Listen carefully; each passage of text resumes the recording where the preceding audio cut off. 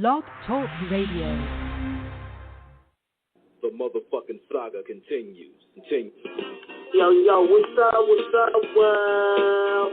It's badass thuggin' like I usually do, and you better turn it up, bust some speakers out, cause we off the motherfucking cuff. You dig how we do it? Dog Pound Gangsters 2000 and beyond. Bless. What's up with it, y'all? Man, don't change that down. This your player partner, the legendary Cocaine. And you tuned in live to Off the Cuff Radio. Better not touch that down. Yeah, this is Cassidy, the hustler. And right now, you listening to the Guillotine. Show them the respect they deserve, man. Off the Cut Radio, man. Y'all already know how they doing it, man. I need y'all to stay tuned. They've been doing it for years, so show them the respect they deserve. And you heard it out of bars, mouth. Easy. Keep it moving like this. Yo, this your boy Rampage. You're not rocking with the best. With Off the Cuff Radio. Classic. History. Fix your face to all you haters. We off the cuff, baby. What's up, everybody? This your girl, Bonnie Dollars, the Queen of Trap, representing Crenshaw, and you are now tuned in with Off the Cuff Radio. What's up?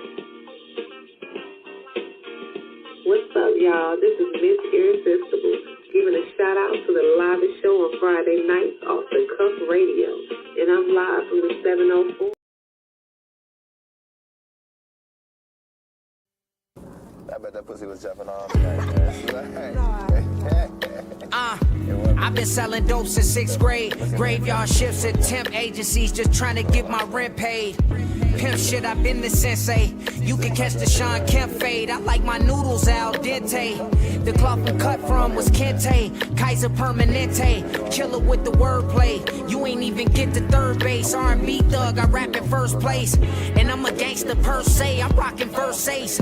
Treated your bitch like a sperm bank. Thought I said we never cuff them. And that's no discussion. You better make her clean the whole crib after you fuck her, man. I come accustomed. Don't touch it. And I'm kinda blushing. Why you the man if you sucker punch him? Hey, what's wrong with these busters? I've been a hot boy, that's probably how Tunchi felt. And them CEOs never owned a Gucci belt, but they cars lavish. You ain't fucking with my dreams, I'm looking far past you. Kill them with the sarcasm.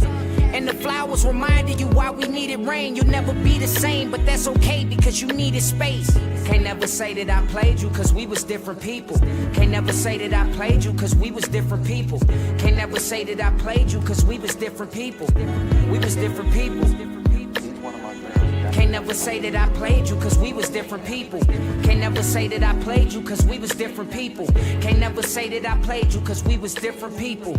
We was different people.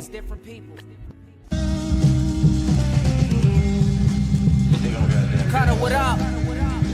Yeah, bitch. Spotify paid for this, never had to play it, bitch. All I did was give a dick. All you do is talk the pimp shit, but you ain't living it. Puffy with the Benjamins, did it. Can't stop, won't stop, bank shot, post up, they feeling this. Been all them countries and you still a bitch. I don't wanna hear the shit, spilling it. Fuck boy hated on me, cock block, gin and them. Sentiments, sabotage my shit from beginning in. Now my record spinning them, and you're so mad, shit, but we ain't finna go there. Ha!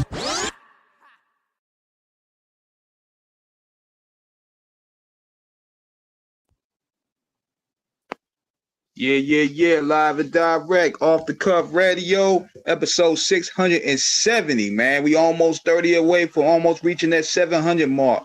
I'm your host, King Eric, the Media Assassin, and this show is sponsored by Screwball Radio, Da Vinci, Buddy Boy Entertainment. Got my host T-Max and the Facts on the line. What's good, my man?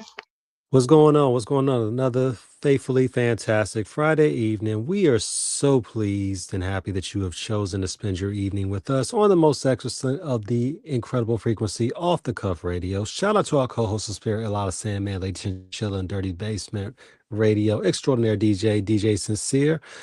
And we are ready to get it going. King, tell everybody who we got tonight. Yeah, first of all, big shout out to the Carly.com, man, for putting me up to this guy, man. And name of that website, Dap City. This guy come here representing Chi-Town, one of the best up and coming inspiring MCs up there, man. And I was like, look, I gotta reach out to this guy, man, because he's bringing an organic feel to the table, man. And on top of that, coming from Chicago, home of Twista, Kanye West, Crucial Conflict, and a gang of others, I feel this guy represents that new breed of energy that's needed for the game. So it's only right to bring him on the Off the Cuff Radio, man. So let's all welcome Chris Crack, the 670. Yep. Yes, sir. Yes, sir. Yes, sir. How y'all doing, man? What's going on good, with you, brother? man? What's going on, man? Look, Windy City Wonder Kid is what you are, representing the Shy, staying fly, man. It's great to have you with us. Yes, sir. Yes, sir. Yeah, man. So I mean, so obviously, as King said, your hometown and the pedigree that comes from it. Kanye, No ID. You know, Ludacris, I believe, was born in Chicago before he came to Atlanta. Yeah. It's a lot. It's a lot there. Let's get to it. Tell everybody about yourself. Man, I'm changing the way people listening to the music, man. You know what I'm saying? Yeah, I'm from the West Side. I just gotta let that be known because I was in New York last night and niggas was thinking I was from all kind of places, man. You know what I mean? So I don't know where they got that from, but it's all love because it just mean they can't pinpoint me. You feel me? Yeah, man. One thing about it, Chicago breeds champions and resilience. We look at the Chicago Bulls and the dynasty they had, and we look at, Shot of Simeon, especially with one of their most distinguished alumni, legendary Derrick Rose. Yeah. You know what I'm saying? So you all have, over the past 30, 40 Hey, T, plus hold up. I years. think your sound is kind of muffled a little bit. You talking about me? Wait, hold on 1 second. I'll be right back. Okay, hold on. That's me, I think. Hold on 1 second. Okay.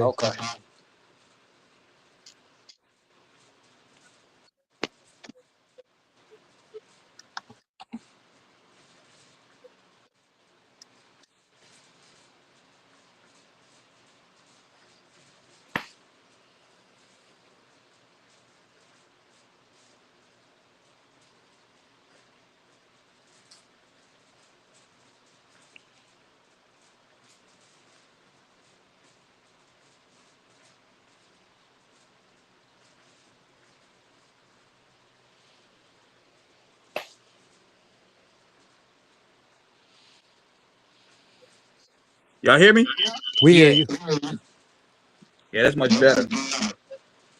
Yeah. The sound when you was playing the music and shit, it was cutting in and out. Or it was going low and high. Yeah, man. So in terms of it, so obviously, like I said, for the past 40 plus years, Chris, Chicago has repped itself lovely in the game, giving us so many legends and indelible, incredible. What was your beginning in it, and who inspired you? Probably who inspired me was like Wayne, man. Wayne for sure. That's why that guy that made the comment about Wayne, I ain't gonna say nobody name. It's okay. Nah, he was crazy for that, especially how his music sound. He crazy as hell for criticizing Wayne. And I did hear the comment in context, but it was still like, come on, bro. You don't have no grounds to even make any type of statement other than saying Wayne's the greatest. Other than that, you don't have no grounds to criticize damn near anybody, for real. But the internet gives people a mouthpiece. When we think now, about it, what's crazy? You know what's crazy about that scenario, y'all, is what's crazy about that scenario to me is that, dog, you said it though. We heard it. So what you mad for? Yeah, and he trying to double back and shit. And like tell, oh well, I meant this and I meant it's like, bro, you don't have the grounds to speak on Wayne at all, bro. Like, period. Unless you saying he was the greatest, or unless you was saying, you know, I like this style or he influenced me. You don't have no right to speak on dude. When your music sound like how your music sound, it's like, nah, bro. You can't speak on 2010 Lil B. You feel me? The bass god. Oh, he brought a Lil B.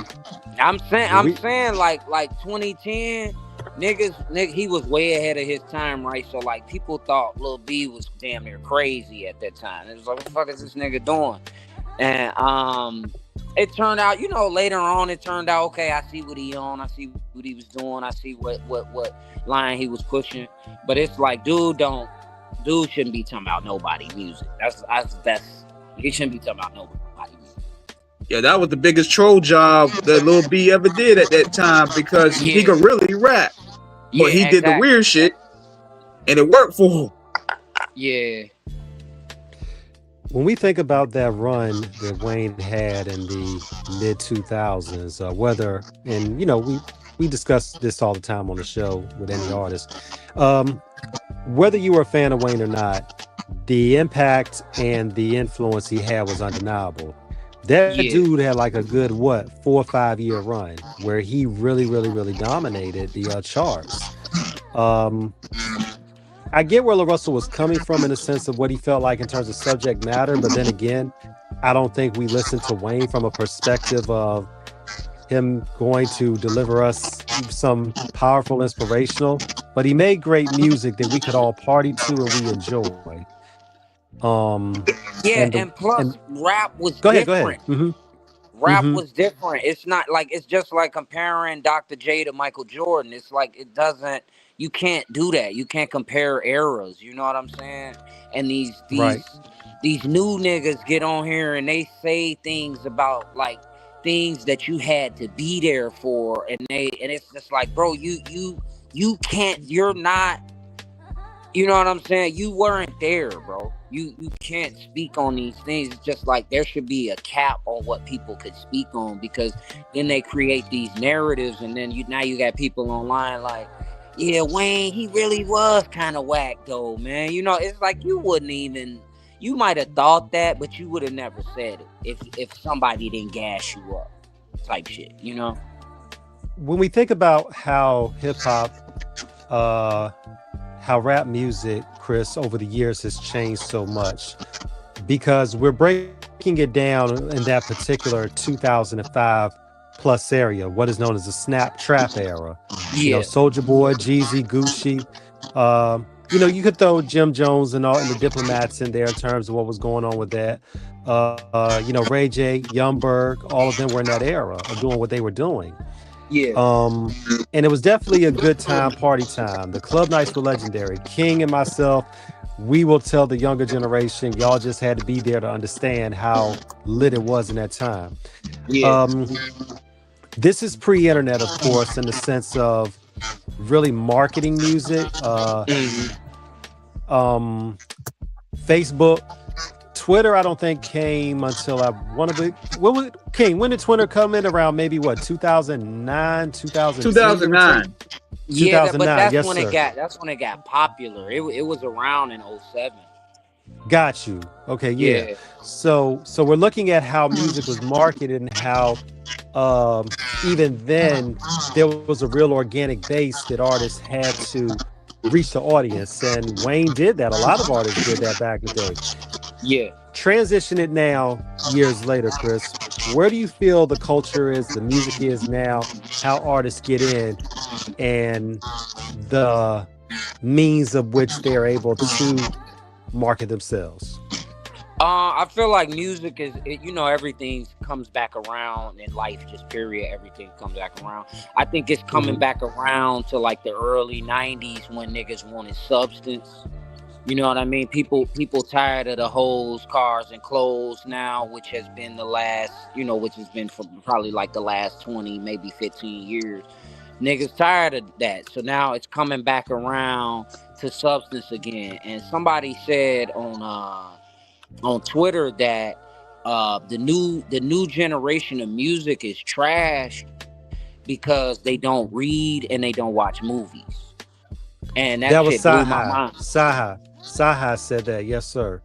Yeah. Well, no, Saha said that they can read and they can put words together, but they're not rapping from real experience. Yeah, exactly. And it's just a whole bunch of just, especially from a person who's older, who had the experience, to see somebody who doesn't try to tell other people, hey, look at my experience. It's like, no, nigga, you don't have no experience. You not doing nothing, nigga. And a nigga who know, you know what I'm saying?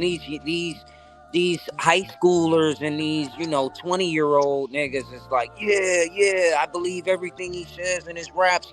He rides around with guns and he sells drugs, and it's like, nigga, no. They damn near weren't doing that 10, 20 years ago. Almost weren't even doing it no more, because you know how. Let alone put it out there publicly. Exactly. Right. Niggas was real slick about it.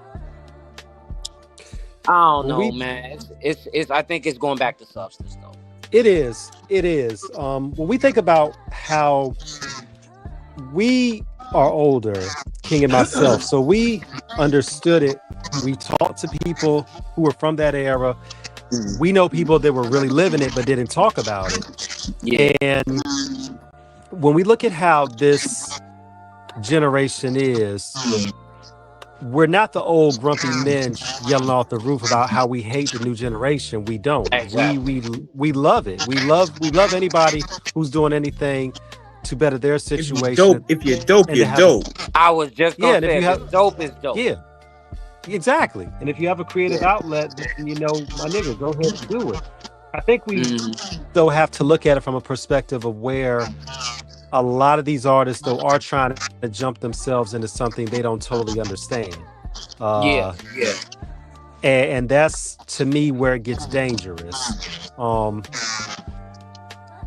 I think even for all what was going on in the late 80s and 90s, there was conflicts, but you really had to be in some shit with somebody before it escalated. Yeah, for real.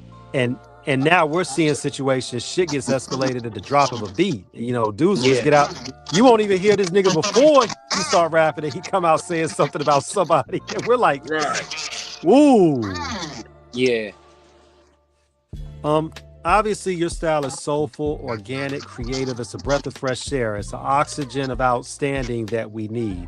Coming from Chicago, you're very welcome. Coming from Chicago, and we know about, Inglewood, Garfield Park. When we think about O Block, Tukaville, 62nd, 69th, it is it's real out there.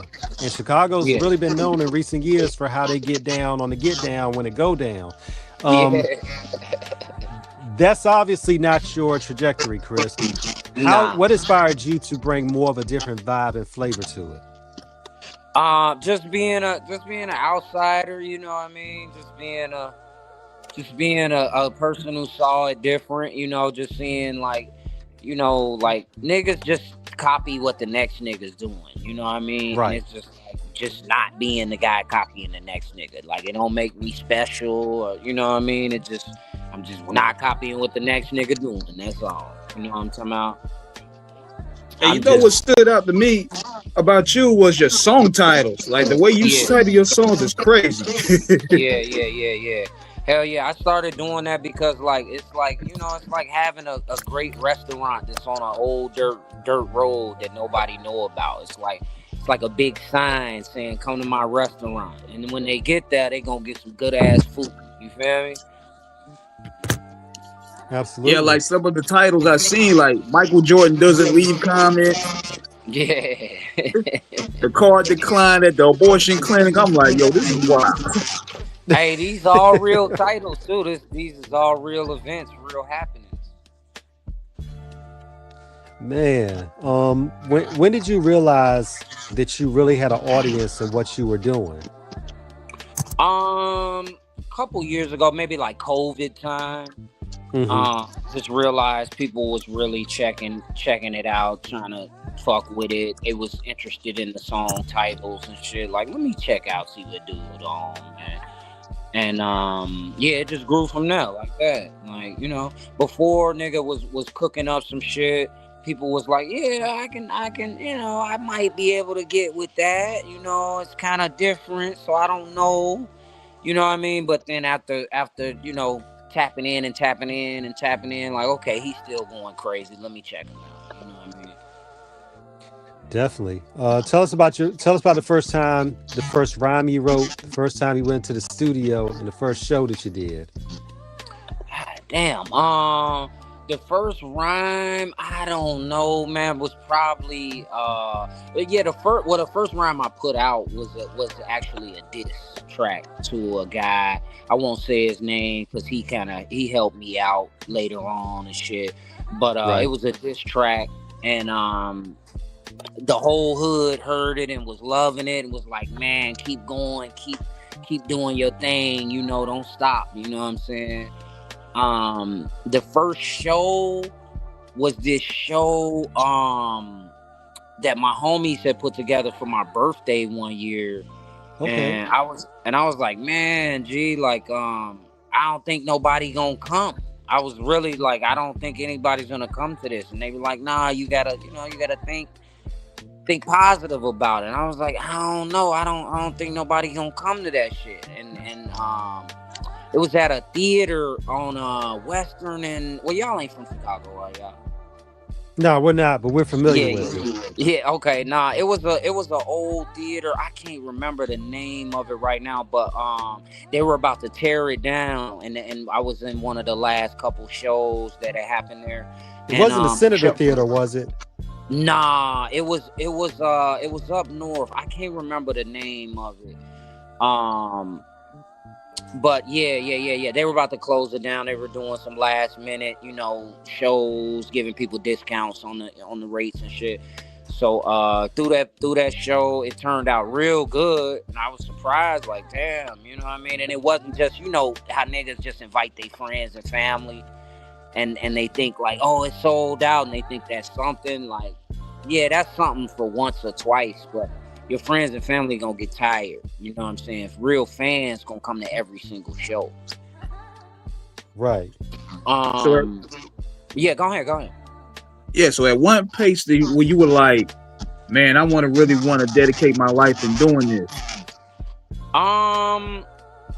Probably when I did White Van Music. That's when I had like decided like, yo, I'm gonna do this shit for a living. Like, that's when nigga was outside, doing some other things for money, you know what I'm saying? And I knew I had to make a pivot somewhere. I can't do this forever. You can't rap forever, shit. But like, man, I need to get into, I might want to get into this. It's going well. People keep telling me not to stop. People keep telling me keep going, so I'm gonna keep going with it. That's dope, man. Especially understanding one thing about Chicago. Chicago has no shortage on real niggas out there. Shout out to Bump J. I mean, the legends like, Booney Black. Man, look, Willie Lloyd, Jeff Ford, Fluky Stokes, and that whole crew. Okay, my man, I'm real. Yeah, I'm familiar with all of that history out there, man. Yes, sir. When you think about where you were outside with it, obviously your music is a different reflection. It's a different retrospective of it. With so many individuals in the game right now trying to put an emphasis on how thorough they are in the streets, what do you have to say to those from the perspective of somebody who's really lived it and knows what really goes on and that it ain't always pretty? People that's really from it, they don't talk about it. You know what I'm saying? Because they really lived it. It's not. I'm not sitting around telling you, look, I'm about to go tie my shoe, or look, I'm about to put my shirt on. You know what I'm saying? I just do it, and I never tell you I did it. Just see it on me. You know what I'm saying? So it's like the nigga. You can always point the niggas out that ain't really about nothing. That's always talking about, yeah, I'm about that, or yeah, I'm really from the trenches, man. I'm really from the streets, man. It's like, no, you're not. You not. You know what I'm saying? You can just tell. You can just look at them and tell. You like, no, you're not. But it's okay. You know what I mean? But it's so I don't think people realize how easy it is to scope you out when you know what I'm saying, when you false flagging. it's very easy. It's like night and day. It's like red and blue. Like, man, listen. It's kind of like you could tell who's an outsider and who isn't. Exactly. It's like you could tell who fighting and who's never been in a fight. And even then, them niggas that people may think is soft, but it's like they're not necessarily the ones that want to start it. But if you press them, they're gonna bench press you behind it. Oh yeah, I was gonna say they're gonna kill you for sure. Yeah, because certain people, and for those that listen, understand what we're saying. The streets are a very unpredictable jungle that is untamed and wild. Yeah. And you have people that may not necessarily be active on it, but it don't mean they don't know what's going on, and they don't have that hunter instinct if they feel threatened. Yeah. Because they're able to adapt in it. When you think about the history, vice lords, conservative vice lords, the GDs, the Latin Kings that started in Chicago. Yeah. It's a whole tapestry. Shout out to the Tabiti brothers, Cello and Andrew as well. We had them on last, a year and a half ago. What was in recent years for you, Chris? How do you feel the Chicago hip hop scene has began to blossom and flourish? I don't know. I don't really. I was asked this yesterday. I don't really feel like it's blossoming and flourishing, and I don't say that from like a hater point of view or from like a older point of view. I say that from just an artist point of view. Like, the art has kind of capped, and it's kind of just a bunch of people just running around with their heads cut off, and I feel like that's the whole industry. No shade to just Chicago. I'm shading everybody. You feel me? Like, it's just a bunch of young motherfuckers like just doing shit, and it's not even cool or original. That's the main thing. It's not cool or original. It'd be different if it was original, but it was like or if it was cool, but it wasn't original. But it's not either one. So it's like I gotta look like the motherfucker hating, like, oh, he just a hater. It's like, hey, you call me whatever you want. That shit ain't cold and it ain't original. And we know we tied in with the Chicago scene. Do you think the industry is scared of the Chicago rap scene? Yeah, for sure. And I don't even we can exclude drill. We can exclude them completely just in the conversation. They just scared of Chicago niggas, just period. Because Chicago niggas is just real by nature. We don't have no choice. You know what I mean? So they scared of what we gonna say. They scared of what we gonna do. What A&R we gonna slap for no reason? Well, not for no reason. You know what I'm saying? They scared. No, they terrified of that shit. They're terrified. They scared of anybody that they can't control. And you can't control no Chicago nigga, man. Nah. Not no real Chicago nigga, especially like the palm colored people. They want to control us, and it's like, we not going for that, bro. I don't care how much money you trying to pay. Man, look, when we saw Lil Durk come out back in the day, when we saw Chief Keef, when we saw Lil G Herbo come through, man, it was like, it was a whole different energy. And it's not only that, bro. And it's not only that. It was also a Chicago dude that was the first to call out the 360, Lupe. Yep. Lupe from the West Side. Shout out Lupe. Yeah, man. But that's always been Chicago's branding, is that especially I think it was a song called the JGs called Put the Guns Down back in the day. I remember that. But even then, that's back in like 93, 94. For those that really into crates, they'll know that. They'll remember that track. When you think about where Chicago's how Chicago is viewed, do you think that's a microcosm of the game in terms of people rather have that artificial flavoring rather than the authentic seasoning, or what do you feel about that? Like I don't know, like I just feel like people want to have, you know, just like with a lot of things, people want the good, but they don't want to take the whole thing with it. So they want to pick apart. So it's like people want to love the you know, the summertime shy and the fun times and all this, but they don't want the gang banging and shooting. You know what I'm saying? They want, you know, they want that, like you said, that they want the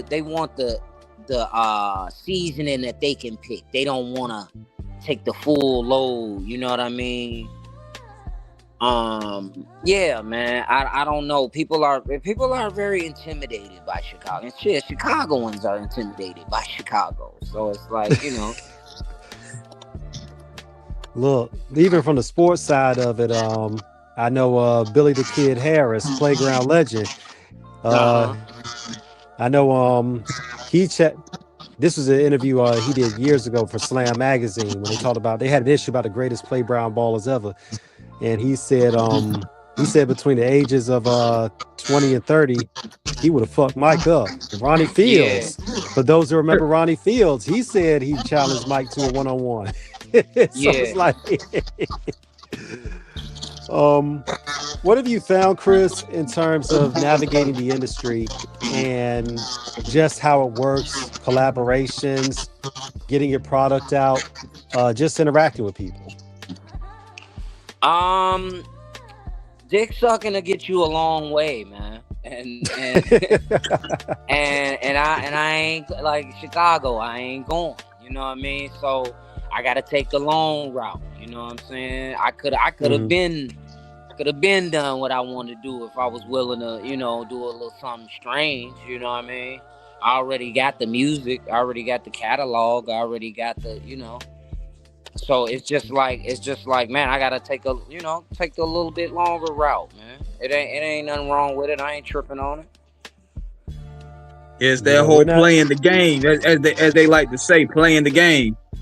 Yeah, for sure. It's just like building a house. G, I'd rather my foundation be super strong than, you know, just weak. You know, just real paper thin. Like, nah, we building something solid that can't never be tore down. We got a running joke that we have called the where we use when they try to get you to do crazy things. We call it the doom ship.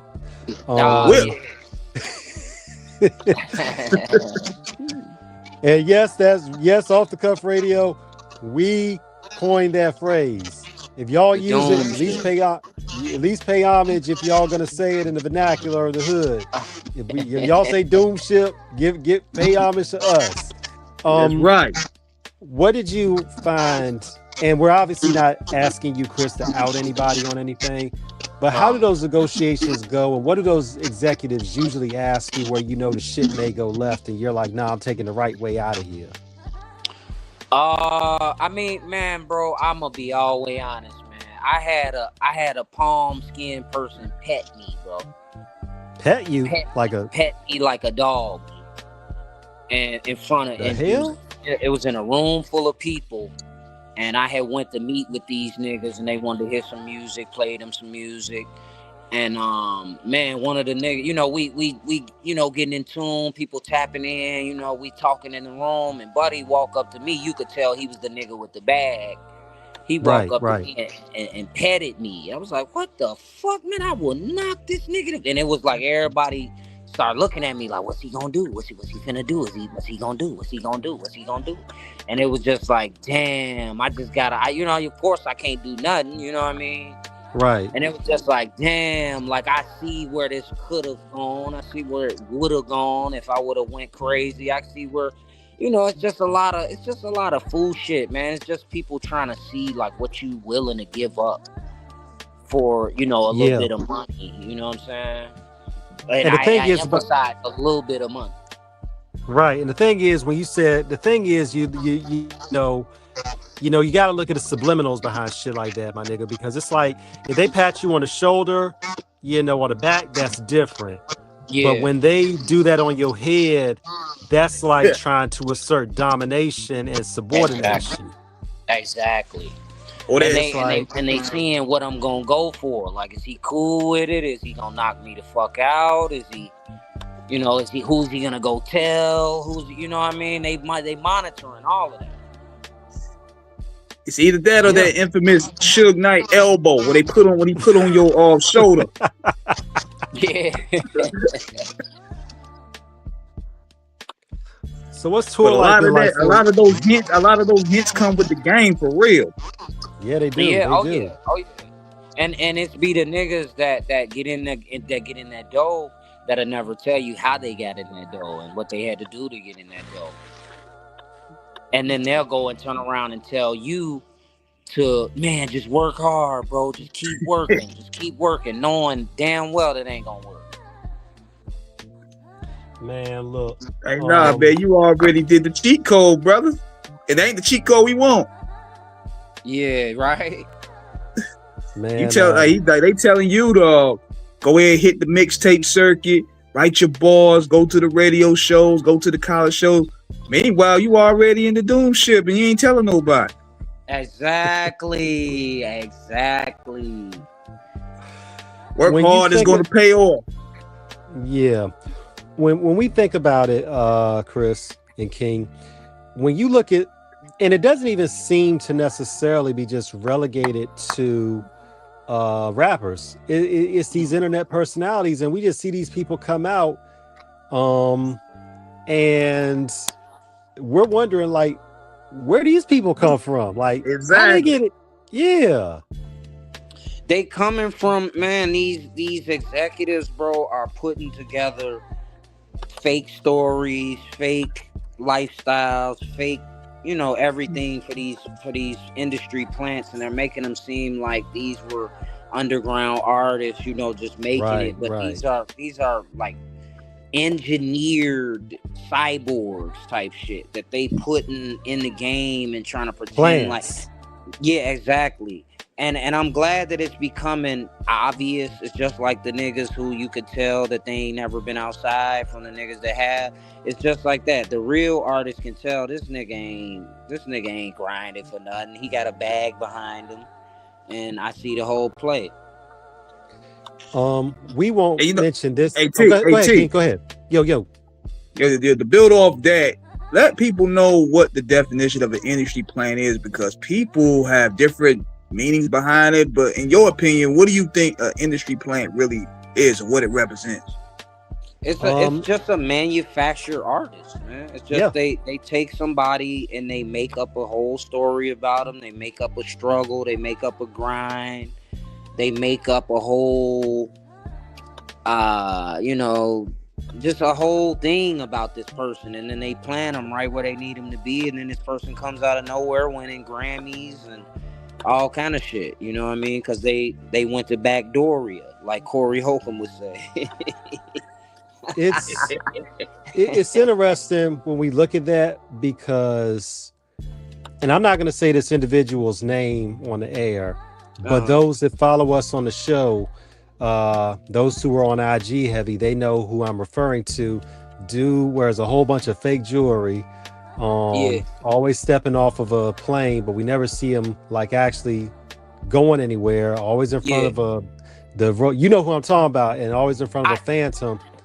I think I do, and if I don't, it's funny because that means we thinking of like two different niggas that are doing the exact same thing. Yeah, but it's like the point further. Yeah, but it's like this dude, and the thing, and what's worse about it, y'all, is that this individual, and I'm a jewelry guy, so I can spot it.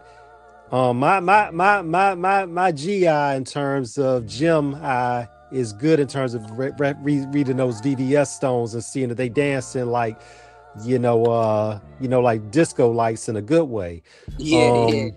But when I looked at that, I was like, no, I'm like, this none of that chain he got. That chain, if that chain he got on is real, that airplane chain, that chain would be worth. That thing probably be worth at least over $250. Yeah. And I'm like, that thing don't even dance. Look, that thing dance about as much as a dead fish that's got harpoons. So I was like, but he be flexing like he got it like that, and People, you know, when we think about the industry plants, there has to be, and I don't necessarily want to get off on a rant, but it's just to make a point. When we look at plants are an exaggerated version of the success that we want to believe that a lot of these artists out here have. Yes. And the reality of it is, we've been blessed to do this a lot of years. So we talked to a lot of people. We've said this on the show many a day. We've talked to people. We know who really has money out there. We know who has money, but they got to work like anybody else. And we know people who fronted. And there's nothing wrong with it, because at the end of the day, it's about making an honest living. But when you get out there perpetrating a fraud with no origin story of authenticity that really gives a real denotion and documentation of who you are, how you got in, what's your DNA of your mixtape circuit, who put you on, who did you know, who was in your hood that validates you, then yes, we do, as an listening audience, have a right to ask questions. That's not called hate. That's called investigating and vetting.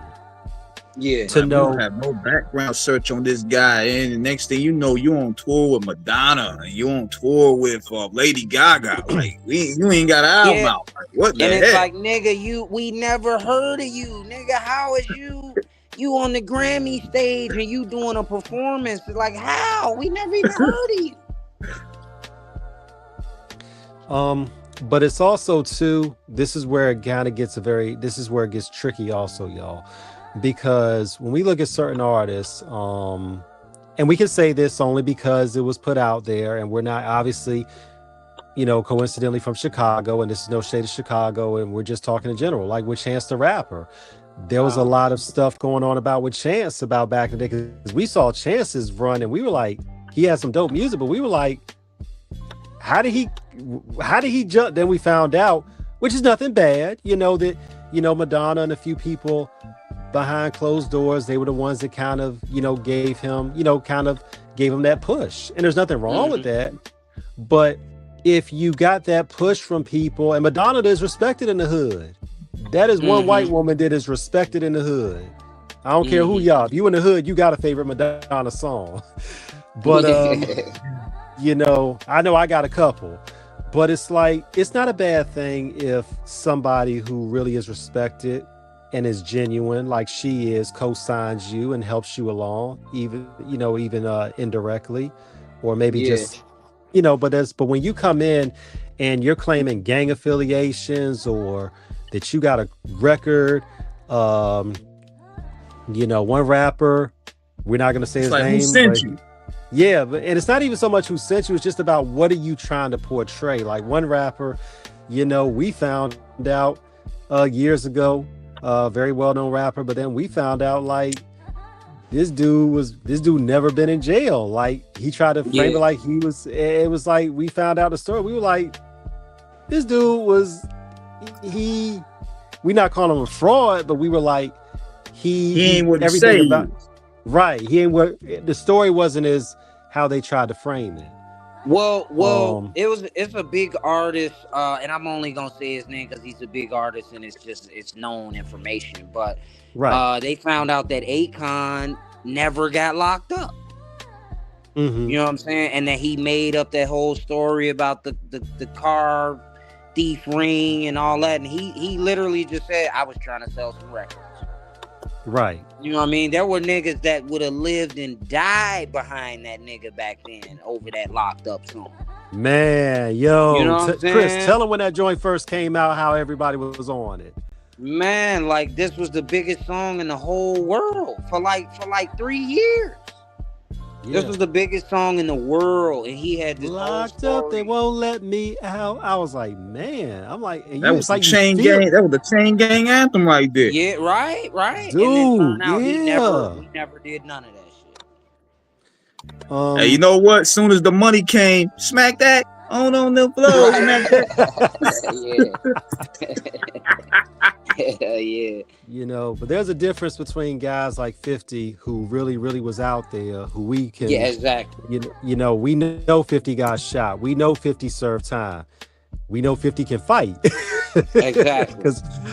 because we know Black Just was the one that financed for 50 to get boxing lessons when he was younger. So I tell anybody, Fifth got a formidable security detail, but you don't want a one-on-one with Fifth. I tell anyone, don't do that. You don't want to do that. But see, that's the thing. Like you can be from where them niggas, where I can say them niggas, but where 50 is from, and you could be a straight nerd, never been to jail, never done nothing, never did a thing. But as long as you're not portraying that, there's nothing wrong with that. It's only when these niggas are making up these stories like they was in the hood, like they was outside, like they sold drugs, like they've been to jail, and then you find out they weren't. That's where I have a problem.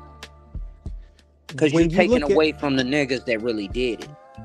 Right. When you look at guys coming from Chicago who were really, really out there.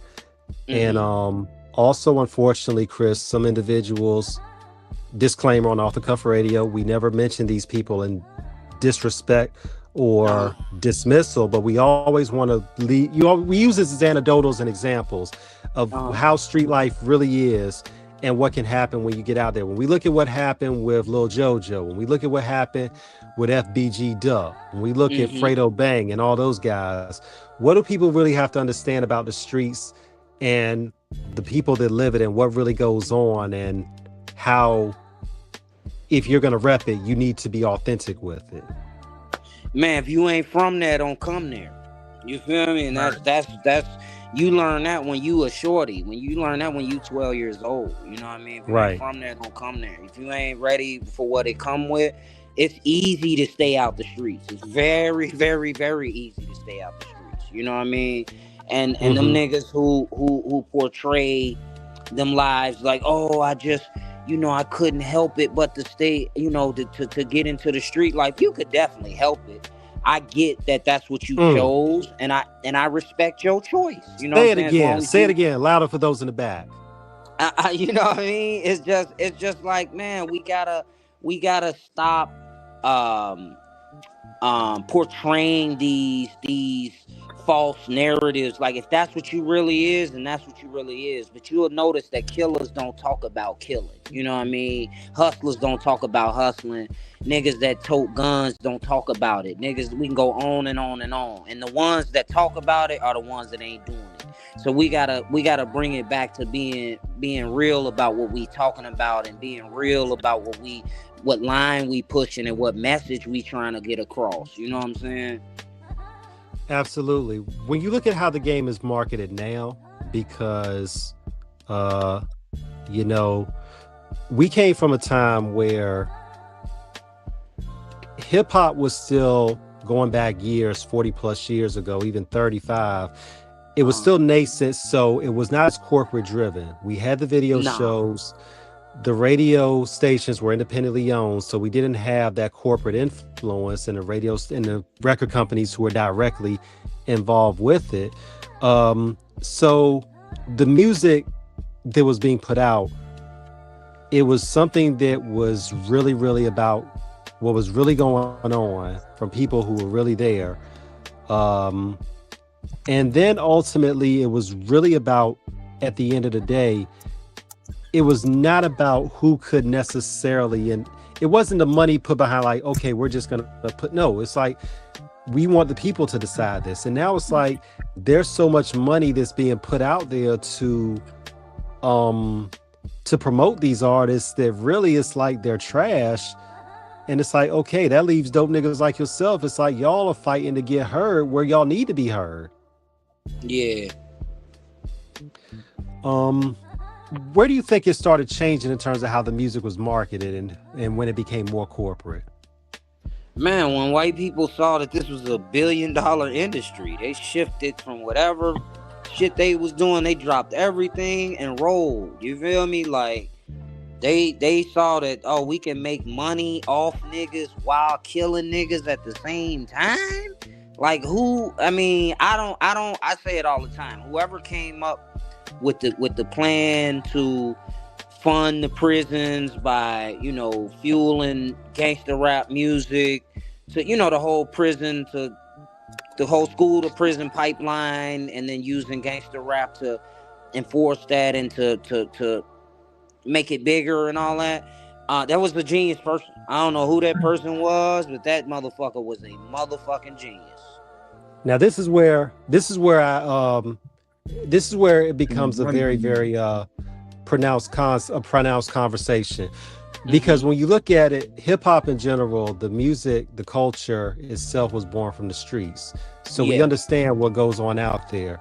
When we think about, and we want to give our listeners context in terms of the albums that came out in the 90s and how that could be correlated to violence, because this is the thing people have to understand.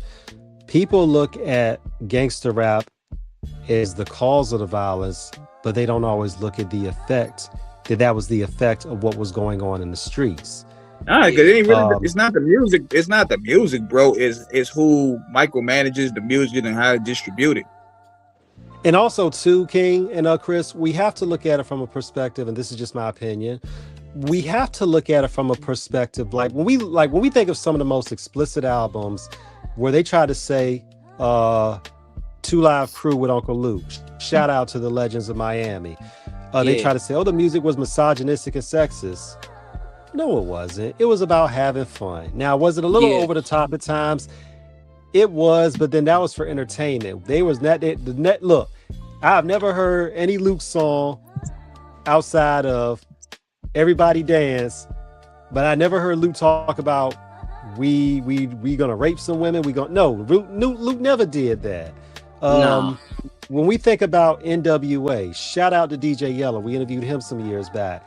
When we think about Straight Outta Compton, which was a real street album talking about what was going on in Compton, for those that really understand between that and Niggas for Life was a wild, crazy, obscene, and just over the top album.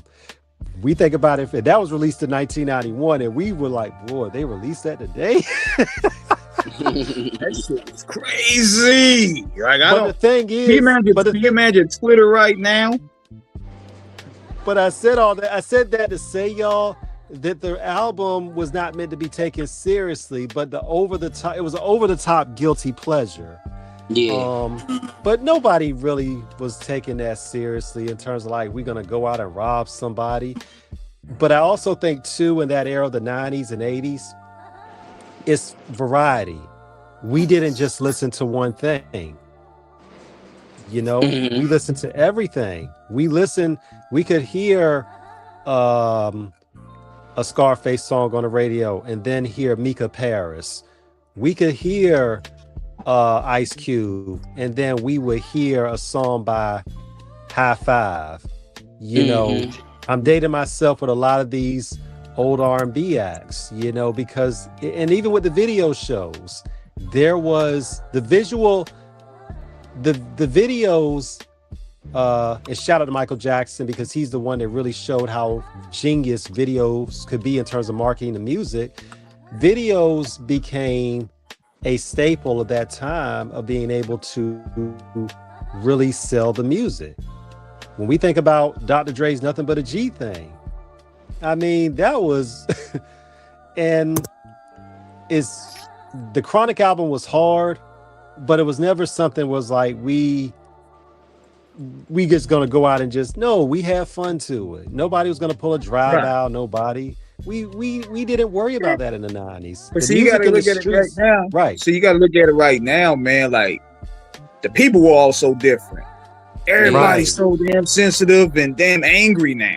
They'll decode every little bar, every single song, every single melodic hook.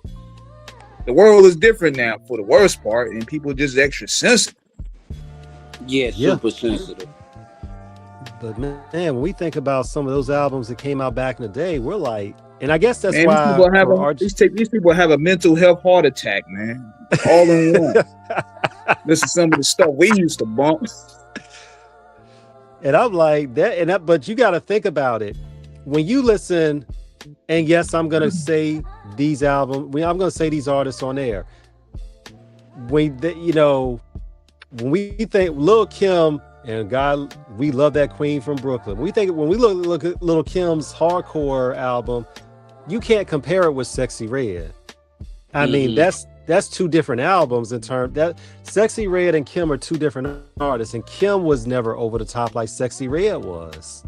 Yeah. You know. I ain't gonna. Yeah. If you, this is what I be talking about. How you can't compare eras because for her time in that era, she kind of was what Sexy Red is. Not what she is, but kind of rapping how she was for this era.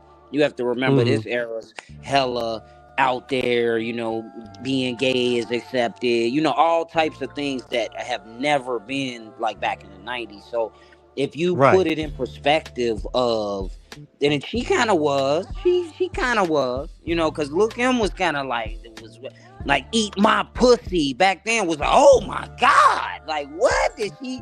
That was because we never heard it from a woman say it like that. Yeah. So like Sexy Red being like eat my pussy, get my, you know what I'm saying? It's kind of like, it's like if we put it in perspective, it's kind of like the same shit, you know. Except for Lil Kim was actually really good at rapping. Yeah, I mean, I think that plays a key role on how a lot of that stuff in the '90s, even though the content never changed, because you know, money, sex, drugs, and violence has always been the topic going forever. Yeah. Right.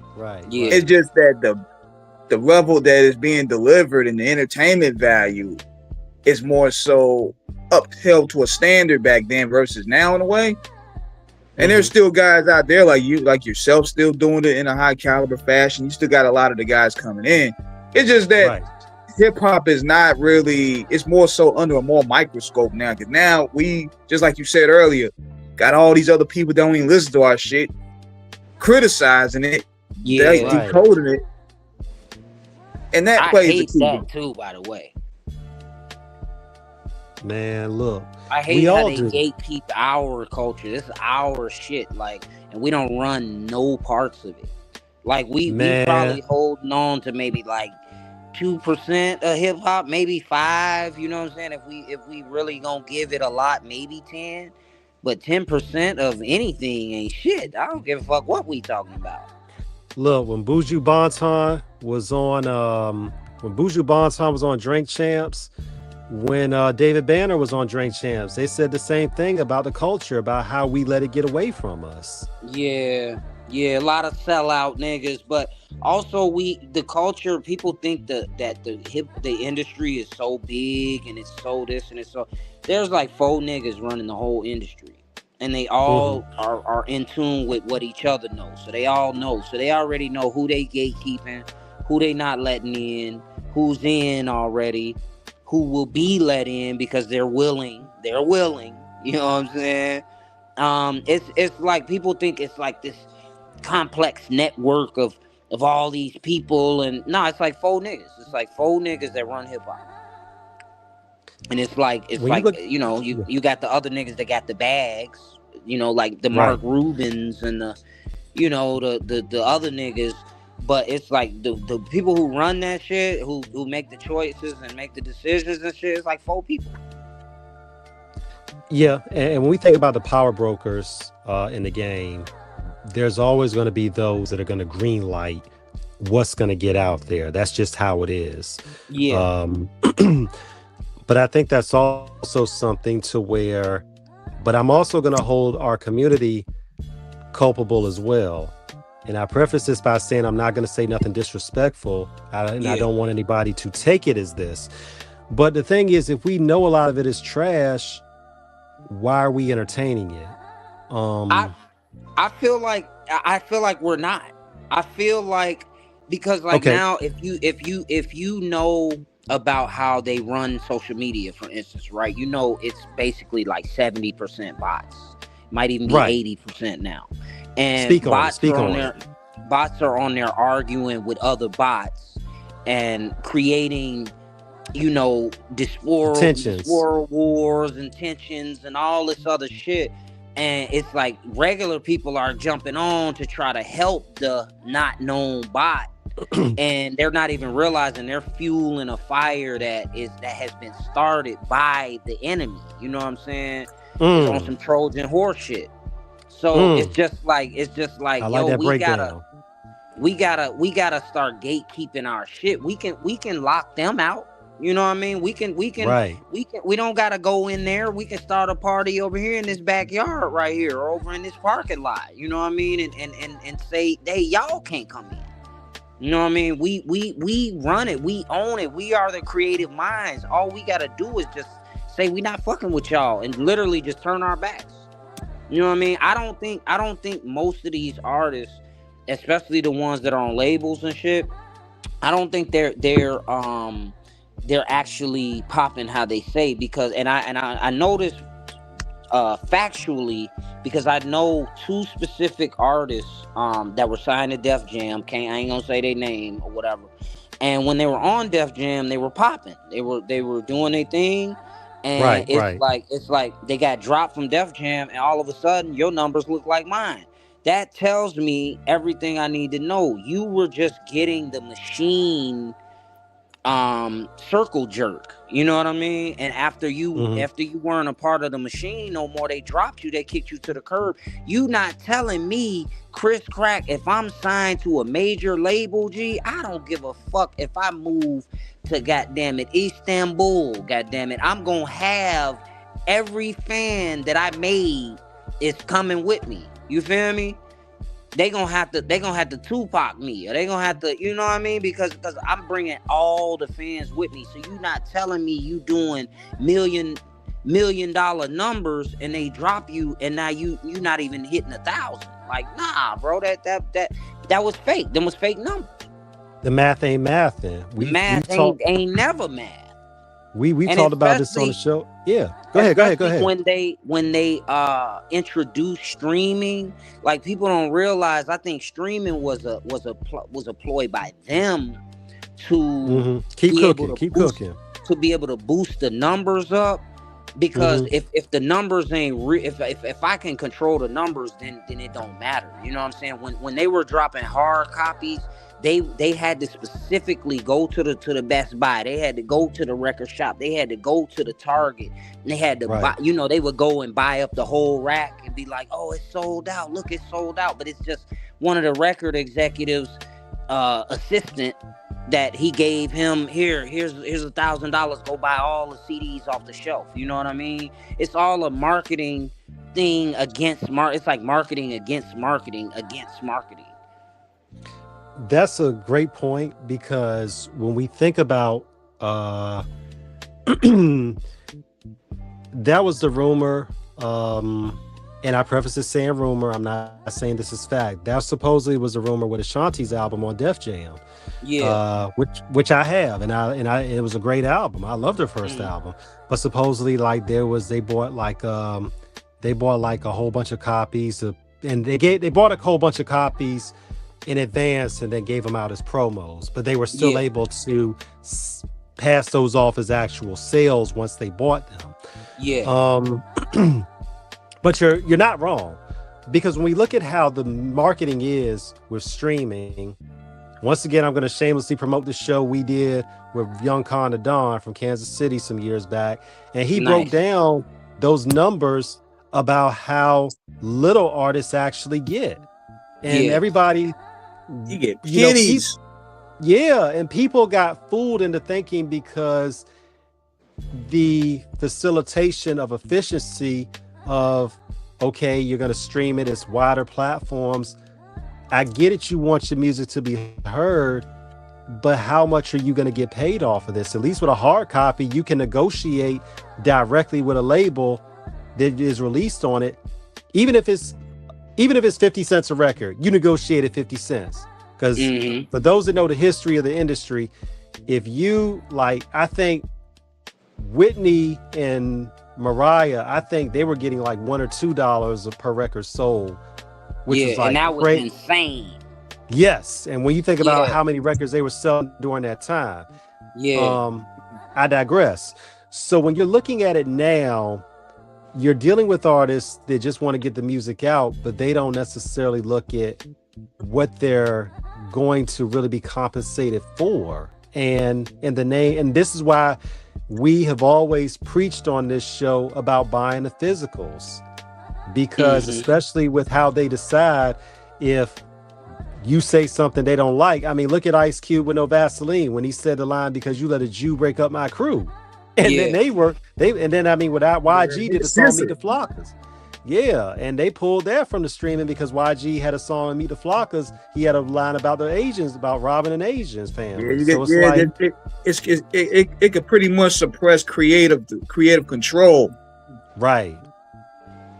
And even then, just with some of these albums, I don't think a lot of 3 6 Mafia stuff is on streaming because you have to look at the lights. Yeah. So it's like I tell anybody, don't fall for the trap that they give you, that if they're willing to give it to you in a sense of quote unquote free, you know it's going to be expensive on the price you pay for it. Mm-hmm. Oh, yeah. And that price might be something crazy. That price might be something you can't never get back. Nah.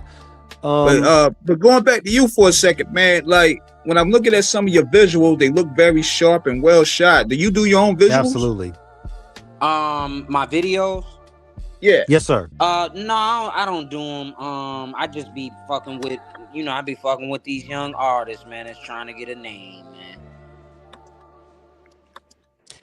How important is it for you as an artist to give that outlet to young creatives like yourself to where y'all both can build and do it together? It's like my whole thing, bro. I believe in giving people, doing things for people that I couldn't beg. I'm talking about on my knees beg a nigga to do for me. I like to just tell a nigga, yeah, I got you, bro. You know what I mean? I feel like you're supposed to be the role model you didn't have. Man, that's dope, man. You know what I mean? Yeah, you got to find ways to give people opportunity, man, because everybody, especially in this game here, man, a lot of people in this game, they always want to say, yeah, we're going to do this for you, do that for you. But it's the opposite behind closed doors. So sometimes you just got to find it up and coming. Yeah. Yeah, man, fucking with niggas that's already like on, quote unquote, it's like it almost ain't never gonna work. You gotta find somebody hungry coming up that's willing to work, that ain't trying to charge an arm and a leg because they understand that money's not real. You know what I mean? So it's like them be the most creative minds too. The niggas that got a bag and shit and they think they own and shit, they not doing nothing, man. Them niggas don't be on nothing and they work ethics suck. What do people have to understand from your experience about what this means to put in the hard work and the dedication and commitment to make it happen? You said what do they have to understand? Because what do people have to understand about the work that's put in to become successful? That this is not an easy, right? They have to understand that, like, man, you might be working 10 years and not make $1. And you have to be okay with that. Not necessarily like accept it like on some like, oh, I'm just not gonna make any money, but you have to know that that's a possibility and you have to be okay with that being a possibility. You know what I'm saying? You can't be one of them niggas that think I'm gonna put this single out tomorrow and I'm gonna blow up. You're gonna be looking real shitty, my nigga. I'm letting you know right now, you're gonna be looking crazy tomorrow. I mean, and that's facts. When we think about it, for examples, I mean, we look at No Limit. No Limit started in 1990 in the Bay Area with Master P. Yeah. And it took P like 5 years before he really went national. Same thing with E40 out in Vallejo, Sick with a Record. Shout out to him, D-Shot, Sugar T, Be Legit, the whole clique, all of them, Droopy. It took them like, Sprinkle Me was the first track for them, that really blew up nationally, and then people knew about E40. I mean, when you think about Cash Money in 1990, it took them 8 years to go national. Yeah. And and you gotta remember, them niggas had teams. Them niggas that back then, you had a whole marketing team, you had a road manager, you had a manager, you had an accountant, you had this, you had everything back then. Like you had a lawyer, now it just be you and maybe two of your friends, you know what I'm saying, doing everything. Plus the labels. Plus the labels back then, they used to do a lot of that front work for you. And so at the time, that was the reason why it was inspiration to be signed, because they would cover all that hard work. Yeah. Right. Now, they don't give a damn. Now they just want to get you when you already on, basically, and they can just put a little money behind you and just blow you up.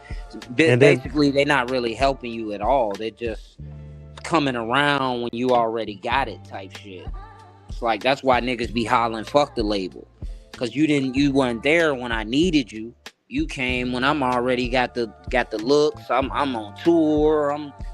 I'm fucking all the hoes now. I'm doing everything I want. I got cars. I got money. I don't need a label. And then also too, Chris, you got to think about it too. They, with them 360 deals, they want, back in the day, tour and merch money. That was yours if you were an artist. Yeah. And now these labels, they wanna sign you, and then they want a piece of that too. Yeah. Yeah, man. They want a piece of everything, man. A piece of everything, if you know what I'm saying. The 360s is a trip, man. Like, they take a little bit of your touring, they take a little bit of your merch, a little bit of your sales. Yeah. Like, it's crazy. What have you found in terms of being able to interact with your fans, Chris, and really talking to them and interacting and seeing how your music has really touched them and inspired them? Man, my fans are cool as fuck, man. They understanding. They know that niggas got real lives, and that this rap shit is fake, and just all of the above, man. My fans, the crackheads, man. Shout out to all the crackheads, bro. They some down to earth motherfuckers. They fuck with me. They just they get it. You know what I mean? They really get it. And I wouldn't be nowhere without them. You know what I'm saying? I hate niggas that get on and be like, fuck they fans and shit. Like, all my fans are weird, fuck them, it's like, that's crazy, that's insane. That's like dissing your mama after she birthed you. You can't disrespect your face. What you said, Chris, resonates about the fact of having a real life. What do artists have to understand in terms of, the fans have to understand about artists that at the end of the day, these are real people with real feelings, and that, they are, they're subject to having to go through things too.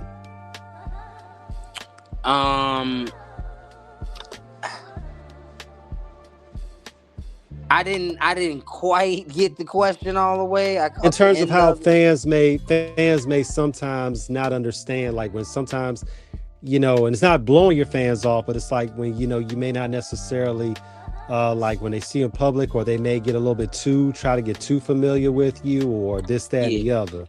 And how you, what do they have to understand about boundaries? I guess it's a balance of fans understanding boundaries, but artists also understanding how to interact and how you both make it work where everybody feels acknowledged and respected. You gotta have, like you said, you gotta have boundaries, and I feel like they know your boundaries by what type of music you have.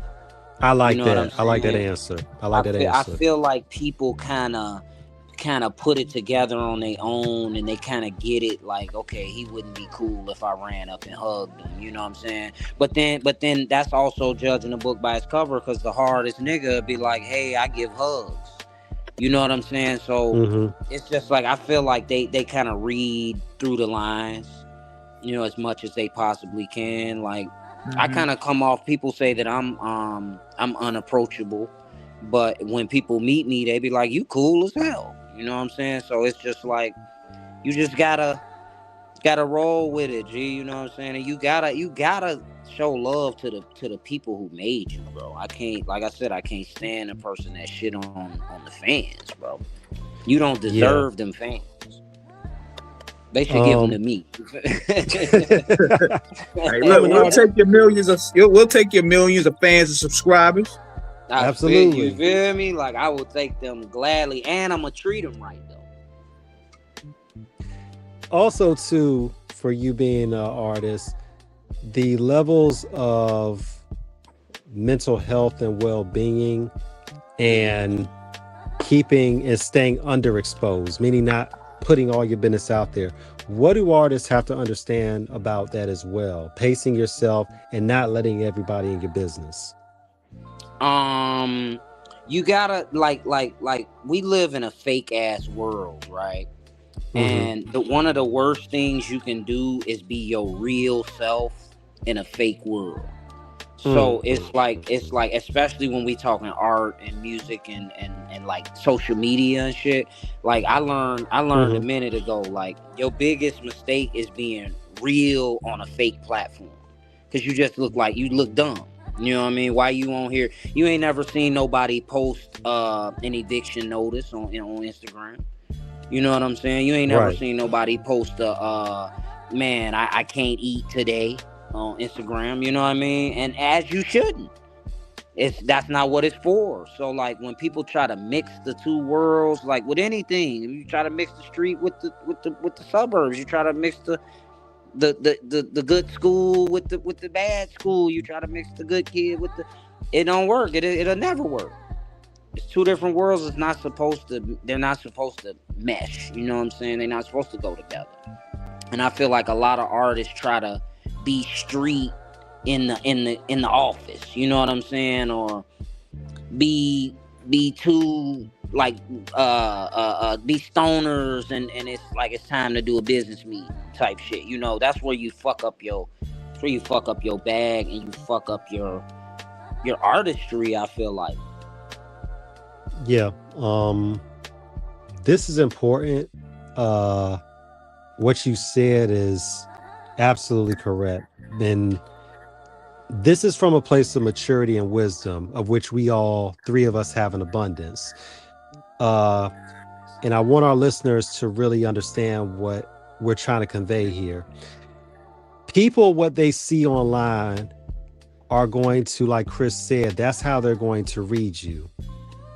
And when you put things out there, don't put anything out there that people are going to interpret as a certain thing. If you put out violence, that's what this is the law of attraction. You put out violence, you're going to attract negative outcomes. Yeah. You don't need to post money. You don't need to post where you're shopping. Get robbed. Exactly. You don't need to post what kind of car you're driving. You don't need to post up the trip unless you got back home and you're posting other pictures. This is a thing about understanding real life, real responsibilities, and safety.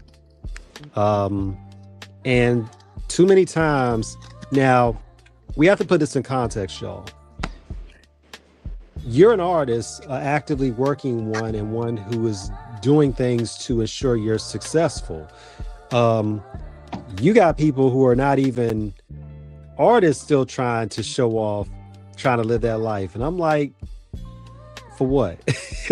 How are you marketing? I'm like, my man Chris Pratt, it's his job to promote himself as an artist.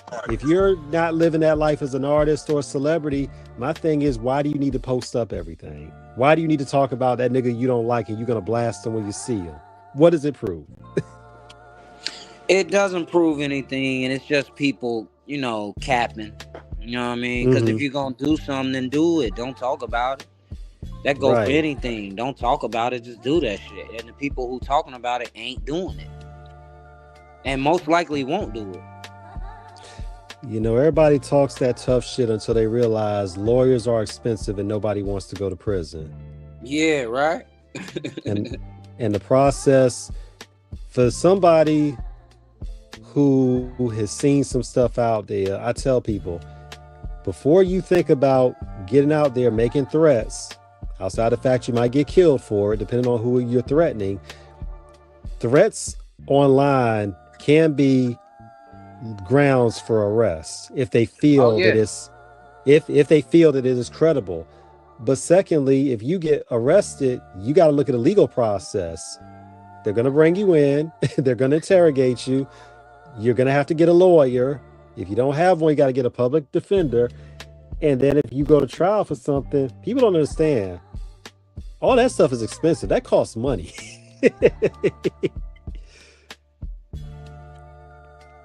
You know, and it can damage your reputation as well, where some artists can use that as an advantage. For some people, that can be, I mean, look what happened to Taxstone with Troy Ave and how he got out there with that beef, and look what happened to Taxstone. Yeah, that was some goofy shit though, man. That was some goofy capping shit, man. I ain't got a lot to say about it because I don't know the ins and outs of it, but I'll say he was stupid. That was stupid as hell, and he deserved everything that came with it. But yeah, but it's like, yeah, but that's the whole point about it. You may have problems with an individual, but my thing is, you actually run up in there with a gun, they catch the whole thing on video, and you kill somebody in the process. He killed somebody. And it's like, this was really nothing between him and Troy. That wasn't even a situation that really should have even escalated. I'm like, dude, you went in there with an intent to kill Troy. I'm like, yeah, for what? And even if it was like a protection thing, like, hey, I just had it to protect myself. It's like you're going to a place where you know this person may or may not be. Right, you got a gun on you. That's already stupid. It's law of attraction. You asking for it. You asking to have to use it. So the universe gonna make you have to use it. See if you really about that shit you talk about. How have you avoided all of that type of drama? Man, because I don't talk about it. If I'm gonna do something to you ain't gonna know. I'm just one of them I bet type niggas. I don't, you know what I mean? I'm not gonna talk about it.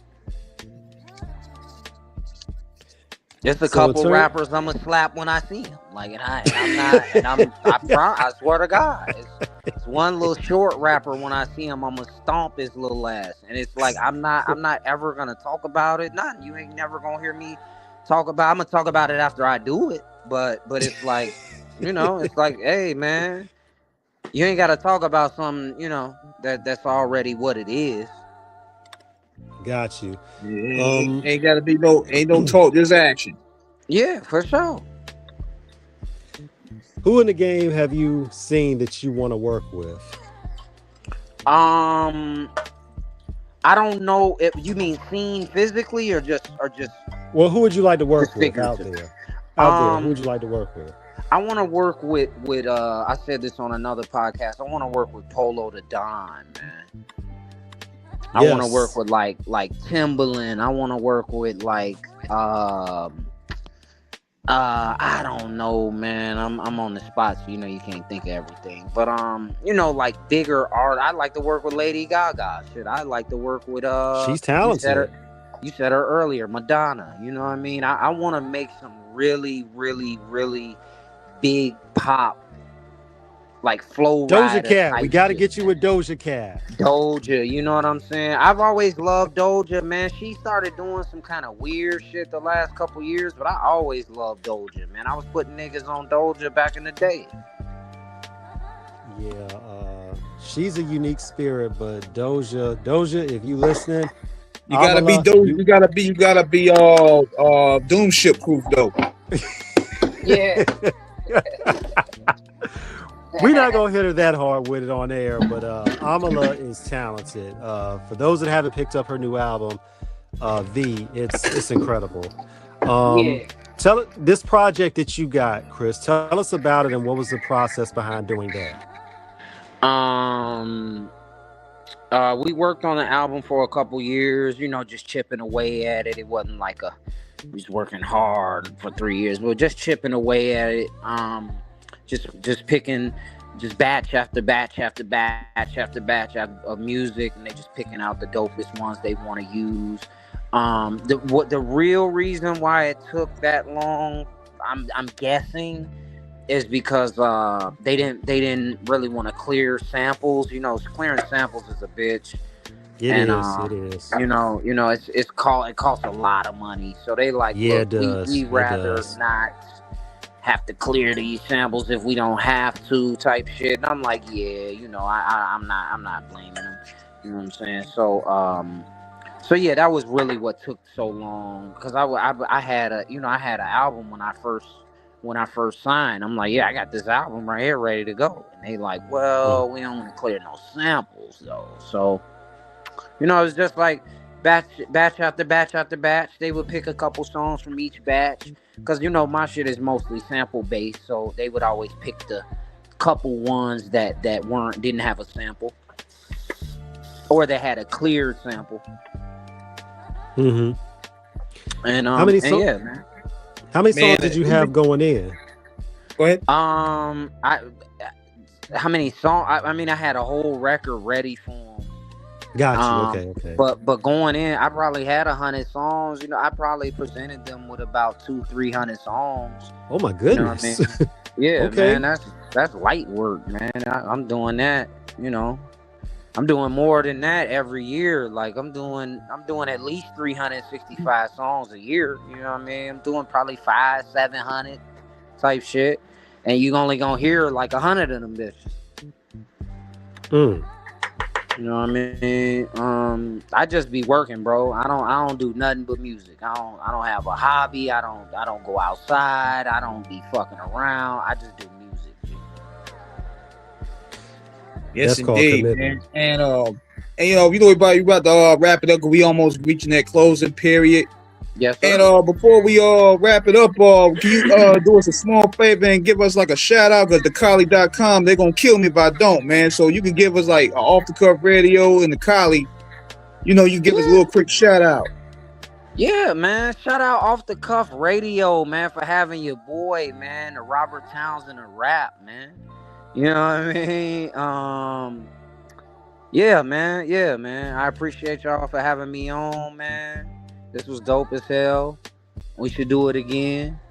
We will. Oh, yeah. Y'all some cool niggas, man. I fuck with y'all. Where y'all from? I was gonna ask y'all. Y'all sound like y'all from the DMV. I'm in North Carolina. I'm in Raleigh, North Carolina. T-Max, he's in VA.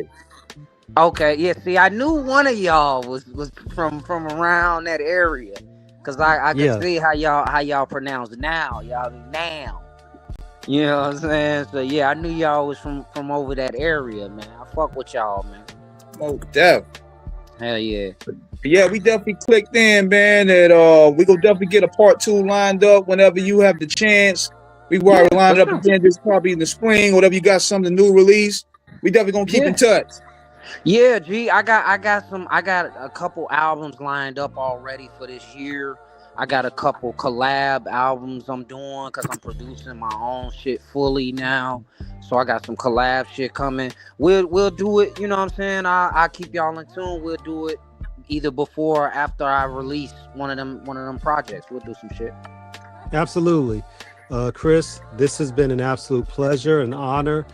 Keep working out there. Keep glowing with your genius and fertilizing the world with the freshness. You are the rain, the flowers show that the rain is needed, like you said in your rhymes.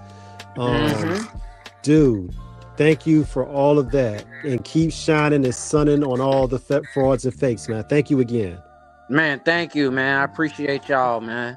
Y'all be cool. Yep. Absolutely. Yeah, we'll be back. We'll be back next week. Same time, same channel. Yes, sir. Peace, y'all. Later. Peace.